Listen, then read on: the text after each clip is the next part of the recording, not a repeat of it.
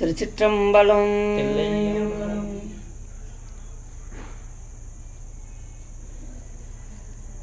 திருச்சிற்றம்பலம். இப்போ இந்த பின்னே வரும் துணை, இப்பொழுது திருவருட்பயனிலே நாம் 35வது குறட்பாவை சிந்திக்க இருக்கின்றோம். அருளது நிலையிலே குறள் 35.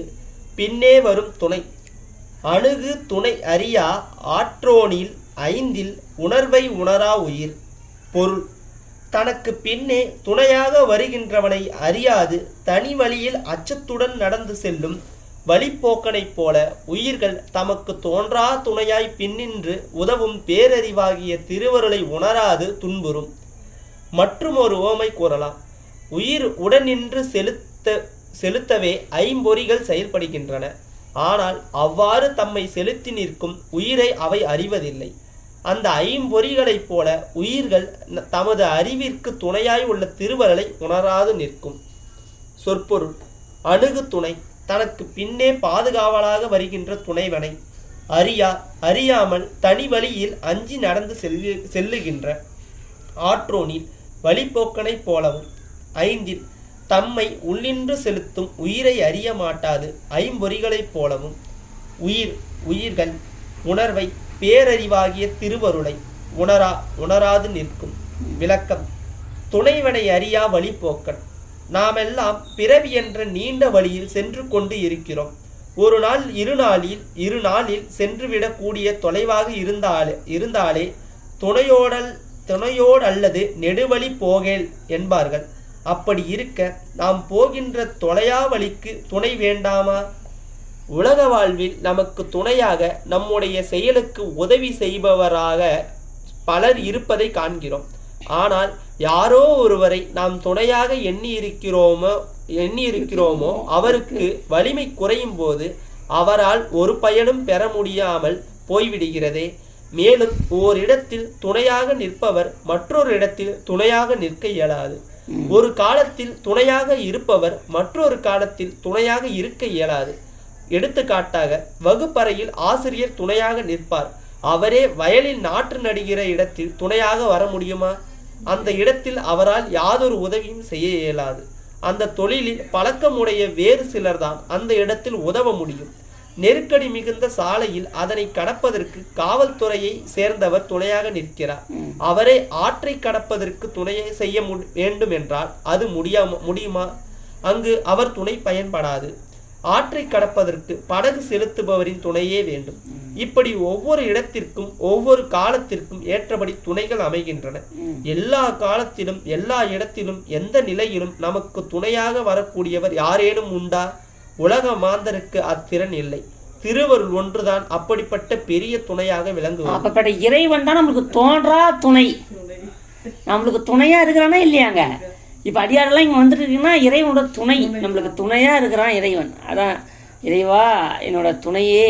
அப்போ சுவாமி தான் ஒரு துணை புரிந்து அடியனுக்கு இப்போ இங்கே இருக்கிறனா அடியனுக்கு துணையாக இருக்குன்றேன், உங்களுக்கு துணையாக இருக்குன்றான். துணையா என் நெஞ்சில் துறப்பிப்பாய் நீ இப்பொன்னி இம்மணி நீ இம்முற்றும் நீ இறைவண்ணி ஏறுந்த செல்வனி. யானே ஒரு துணை காணேன் அப்படின்னு ஒரு செயல். அவ பாருங்க, அப்போ துணையா என் நெஞ்சம் துறப்பிப்பா. துணை தான் இறைவன். நம்மளுக்கு தோன்றா துணையாக இருக்க. அவன் எப்படிங்க இருக்கிறான்? தோன்றா துணையாக இருக்கிறாங்க. தோன்றாமல் எங்கே இருக்கிறான்? அதுவும் ஒரு காரணங்க. ஏன்னா அப்போதான் அந்த வினையை நாம் கழிப்பதற்காக அவன் நமக்கு எதிர்க்க வந்துட்டா நம்ம என்ன பண்ணுறோம்? போய் கட்டி அப்பா நாங்கள் போயிடுவோம்.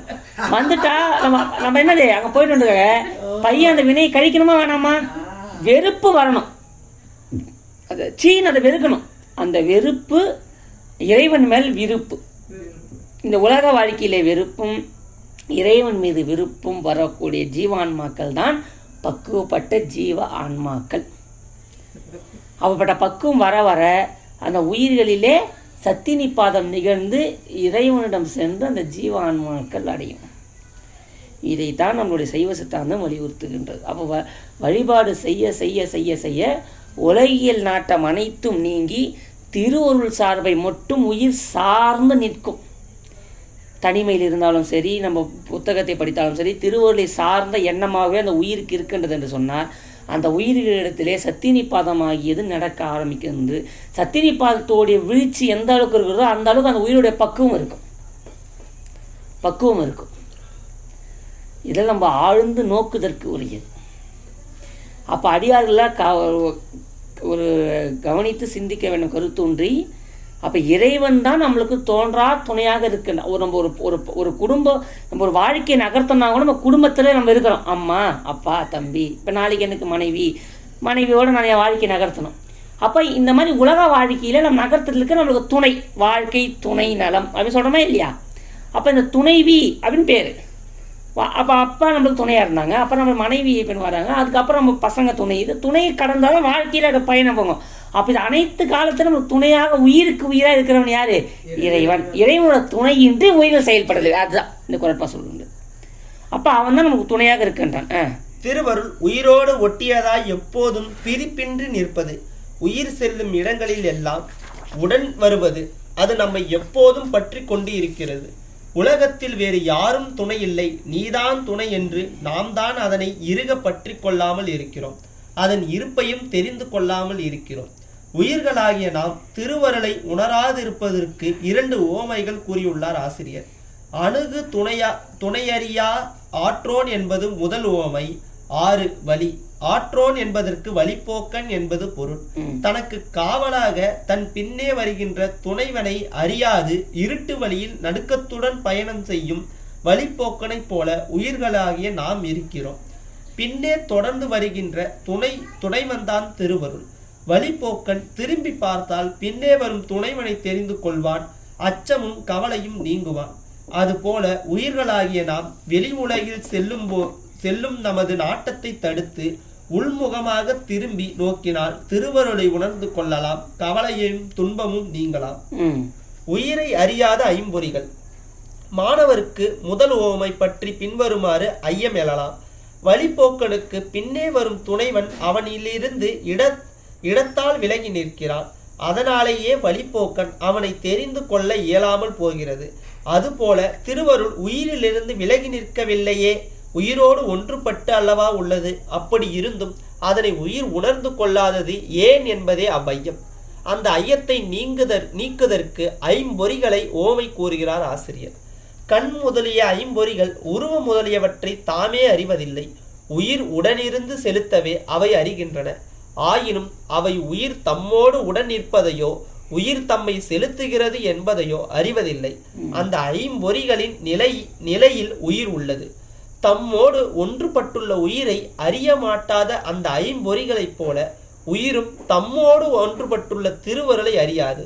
திருவருள் தான் தன்னை இயக்கி வருகிறது என்பதையும் அறியாது. ஐம்பொறிகள் சடம் ஆகையால் அவை தம்மோடு ஒன்றுபட்டுள்ள உயிரை அறியாததில் வியப்பேதும் இல்லை. ஆனால் உயிரோ அறியும் தன்மை உடையது சித்து. அது சித்தாயிருந்தும் தன்னோடு ஒன்றுபட்டுள்ள திருவருளை அறியாது இருப்பது ஏன் என கேட்கலாம். சித்தாகிய உயிர் ஆணவ மலத்தின் வயப்பட்டிருக்கிறது. ஆணவ மலம் உயிரை புற உணர்வு உடையதாக செய்கிறது. அஃதாவது புற உலகையே நோக்குமாறு செய்து உலக பொருள்கள் மீது ஆசையை உண்டாக்குகிறது. அதே நேரத்தில் உயிர் உள்முகமாக நோக்கி தன்னை உணர விடாதபடியும் செய்கிறது. இவ்வாறே உயிர் ஆணவ மலத்தால் புற உணர்வு மாத்திரம் உடையதாய் அக உணர்வை இழந்து நிற்கிறது. எனவே உயிர் சித்தாயிருந்தும் அக உணர்வு இன்றி நிற்பதனால் தன்னோடு ஒன்றாய் உள்ள திருவருளை அறிய முடியாது போகிறது. இவ்வகையில் திருவருளை உணர மாட்டாது உயிர் தன்னை செலுத்துகிற உயிரை அறிய மாட்டாது ஐம்பொறிகளை போன்றதாகிறது. இவ்வகையில் திருவருளை உணரமாட்டாத உயிர் தன்னை செலுத்துகிற உயிரை அறிய மாட்டாத ஐம்பொறிகளை போல போன்றதாகிறது. இப்போ அதாவது அறிய மாட்டாத ஐம்பொறிகளை போன்றது ஆகிறது. அதுதான் இந்த உயிரை அறியாத ஐம்பொறிகள். இப்போ ஐம்பொறிகளும் பாருங்க, உயிர் தான் ஐம்பொறிகளை இயக்குகிறது என்று ஐம்பொறிகளுக்கு தெரியவில்லை. இதை சிந்திச்சு பார்த்தா தெரியும். இப்போ கண்ணு நினைக்குது, நம்ம தான் பார்க்குறோம். ஆனால் இந்த ஐம்பொறிகளையும் உயிர் தான் செலுத்தி கொண்டிருக்குது. ஆனால் அந்த ஐம்பொறிகளை தெரியாது. கண்ணு ஒரு பக்கம் பக்கம், மூக்கு ஒரு பக்கம் பக்கம். ஆனால் அதே போல் உயிருக்கு உயிராய் நகர்த்தக்கூடிய இறைவனை உயிர் அறியாது. உயிர் இப்போ பாருங்க, அப்பட திருவருளை உயிர் அறியாது. உயிர் தான் அது ஐம்பொறிகள் இருந்தால் ஐம்பொறிகள் அது உணராது. அதான் பாருங்க, அதுதான் உண்மை. அந்த ஐம்பொறிகள் ஐம்பொறிகள் தான். அப்போ உயிர் தான் ஐம்பொறிகளை இயக்கி கொண்டிருக்கிறது. அது ஐம்பொறிகள் உணராது. அதே போல் பார்த்தோன்னா நம்ம உயிரும் திருவருளை உணராது. திருவருள் தான் இப்போ இது இயக்கி கொண்டிருக்கிறது, உயிர் அறியாது. அப்போ இதுதான் பாருங்க உயிரோடைய குற்றம். அப்போ பாருங்க, இது நம்ம இந்த கருத்துன்னு சிந்திச்சோன்னா இந்த கோட்பா செய்தி அதுதான்.